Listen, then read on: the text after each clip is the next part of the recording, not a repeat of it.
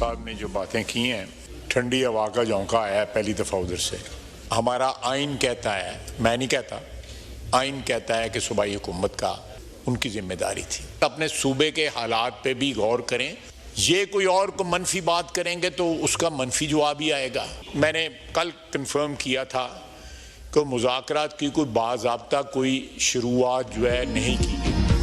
तलखी को ही दावत देती है। आप सिविल नाफरमानी की कॉल दें और साथ मुज़ाकरात का कहें। गन पॉइंट पर तो मुज़ाकरात नहीं हो सकते। वज़ीर दिफा ख्वाजा आसिफ का ऐवान में ज़ारे ख्याल कहा, शेर अफजल मरवत ने जो बातें की हैं खुशगवार ठंडी हवा का झोंका है। पारा चनार का मसला आइन कहता है सूबाई हुकूमत की जिम्मेदारी थी वो अपने सूबे के हालात पर भी गौर करें। ये कोई मनफी बात करेंगे तो उसका जवाब मनफी ही आएगा। मुज़ाकरात की कोई बाज़ाब्ता शुरुआत नहीं की गई। सियासी वर्करों को इन आजमाइशों से गुजरना पड़ता है। मुझे जेल में कंबल दिया गया था, तकिया भी नहीं दिया गया।